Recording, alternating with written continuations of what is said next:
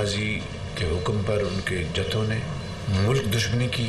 ये बात जहन में रहनी चाहिए कि तहरीक तालिबान ने GHQ पर हमला किया था और पाकिस्तानी नुमा दुश्मनों ने GHQ पर हमला किया। किसी शख्स को, चाहे वो मनसूबाबंदी में शामिल है, चाहे वो उकसाने में शामिल है और चाहे वो तोड़ फोड़ में शामिल है, कोई भी कानून के आनी हाथों से बच नहीं सकेगा। 9 मई को सिविलियन इमलाक की तोड़फोड़ का मुकदमा इंसदाद दहशतगर्दी अदालत में चलेगा। आर्मी तंसीबात को निशाना बनाने वालों के खिलाफ कार्रवाई आर्मी एक्ट के तहत होगी। इमरान न्याजी तोड़फोड़ और जलाओ घेराव के मास्टरमाइंड। PTI चेयरमैन की हिदायत पर ही जत्थे तंसीबात पर हमलावर हुए। लाहौर में जिना हाउस को भी नजर आतिश किया गया। किसी बेगुनाह से ज्यादती नहीं होगी, लेकिन कोई मुजरिम सजा से नहीं बच पाएगा।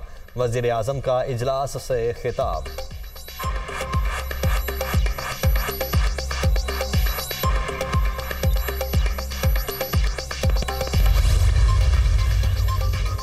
मई के वाकयात में मुलव्विस शरपसंदों को कैफरे किरदार तक पहुंचाने का आज़म।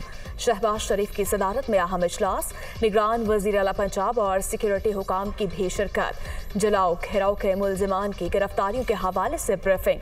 लाहौर में शहबाज शरीफ और चौधरी शुजात की मुलाकात। सियासी सूरत हाल पर तबादला ख्याल।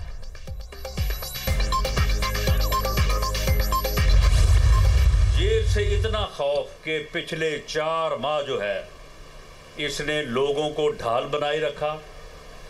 वहाँ पे बैठ के लोगों को ट्रेनिंग देता रहा, लोगों की ज़हन साजी करता रहा, लोगों के ज़हनों में नफरत बोता रहा। इमरान खान एक फितना है जिसने एहतजाज और धरने के सिवा कुछ नहीं किया।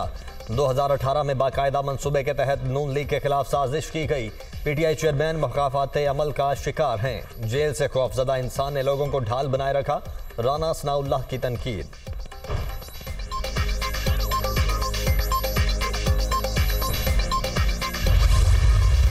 9 मई को एक शख्स ने सिर्फ अपने इक़्तिदार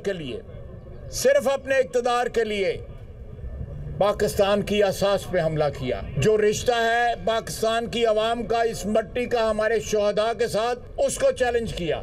GHQ पे हमला हिंदुस्तान के मकासद पे शामिल है।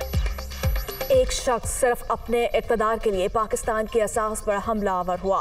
PTI क़यादत और कारकुन इदारों को टारगेट कर रहे हैं। अवाम तो फ़िरका फैलाने वाली क़ुव्वतों से बाखूबी आगाह।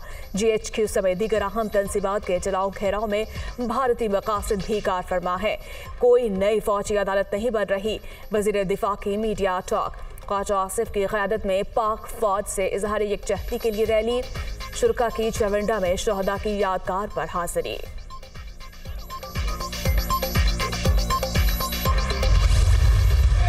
गिरफ्तारी के फौरन बाद उनके चहेते वजीर का बयान नशर हुआ। चुन चुन के उन टारगेट्स का चुनाव किया गया था जिनका ताल्लुक या पाकिस्तान की सलामती से था या पाकिस्तान की तरक्की से था।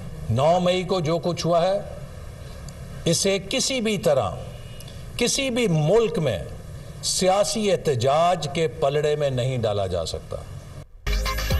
9 मई के वाक़यात में PTI ओहदेदार मुलव्वस। इमरान खान की गिरफ्तारी के बाद उनके चहेते का बयान नशर हुआ, जिसके बाद टारगेट तय हुए। एहसन इकबाल की नारोबाल में मीडिया टॉक।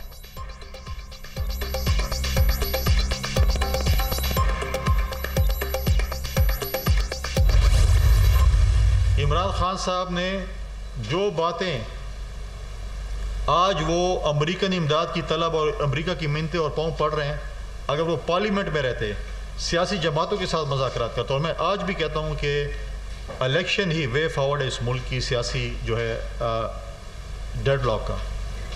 और अगर इमरान खान साहब पार्लियामेंट में रह के सियासी जमातों के साथ डायलॉग करते तो उनको शायद वे फॉरवर्ड नज़र आता। इमरान खान अमेरिका के मेहनतें करने में मसरूफ। वाशिंगटन से मदद मांगने वालों को पार्लियामेंट में रहकर सियासी डायलॉग का हिस्सा बनना चाहिए था। अमरीकी साजिश के बयानिए से अमरीकी गुलामी तक का सफर सबके सामने है। PTI चेयरमैन अपने कारकुनों से मुआफ़ी मांगे। फैसल करीम कुंडी की प्रेस कॉन्फ्रेंस। 9 मई के वाक़यात में मुलव्विस अफराद को करार वाकई सजा देने का मुतालिबा।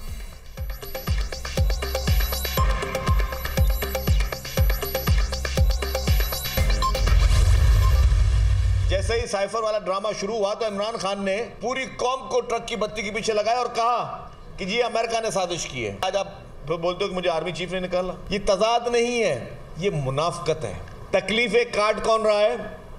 उसकी सेकंड टियर, उसकी थर्ड टियर और उसके वो वर्कर्स जो उसके गलत जो उसको दिमाग में बिठाया गया है उसकी वजह से। पहले दिन से आप मसनूई तौर पर वजीर आज़म बने थे, आपकी जाती तौर पर कोई मैंडेट आपके पास नहीं था। इमरान खान ने साइफर ड्रामा करके पूरी कौम को ट्रक की बत्ती के पीछे लगाया। आज कहते हैं उन्हें आर्मी चीफ ने निकाला। ये मसनूई तौर पर वजीर आज़म बने थे। इनके बयानात में तजाद नहीं बल्कि मुनाफिकत है। पीटीआई चेयरमैन कारकुनों के जहनों में नफरत का बीज बो रहे हैं। शर्जील मेमन की तनकीद।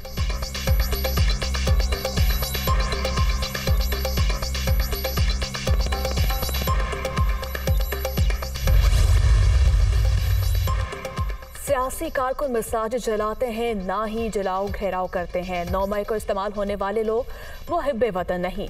जब आप आर्मी पर हमलावर होंगे तो मुकदमात भी आर्मी एक्ट के तहत ही चलने चाहिए। जिन्ना हाउस पर हमला करने वालों को उसी जगह अदालत लगाकर सजा दी जाए। अलामा ताहिर अशरफी का मुतालिबा।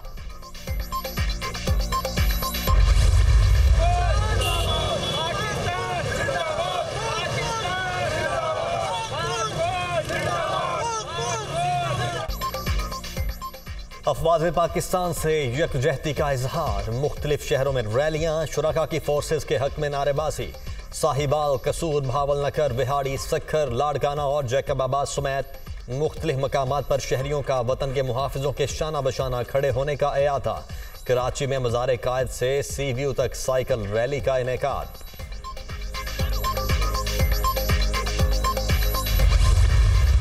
तजावुजात खत्म होने के बाद जुमान पार्क के अतराफ के रास्ते खुल गई। पुलिस एहलकारों की तादाद 106 से बढ़ाकर 200 कर दी गई।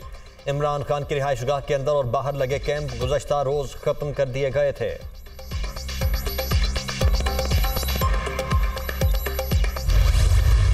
मैंने सियासत छोड़ दी है और तमाम ओहदों से रिजाइन कर दिया।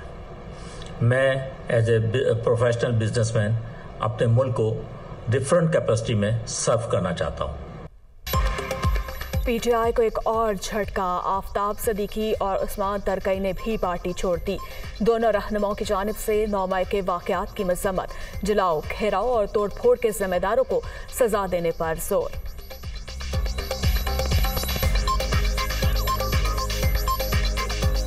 ये फैसला किया कि हम आगे इनके साथ चलने वाले नहीं हैं।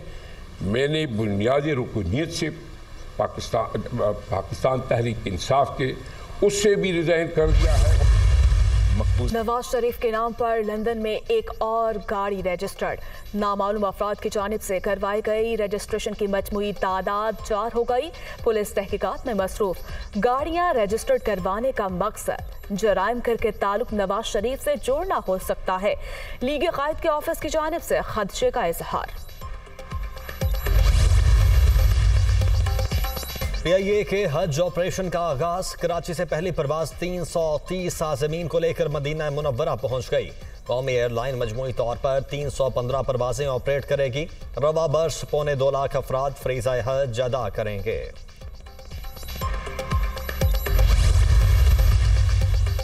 तुर्किया के सदारती इंतखाबात का दूसरा मरहला। मुख्तलिफ ममालिक में बसने वाले तुर्क शहरियों की जानिब से हक के राह दही का इस्तेमाल। सफारत खानों और मुंतखब मुकामात पर पोलिंग बूथ कायम। वोटर्स की लंबी कतारें।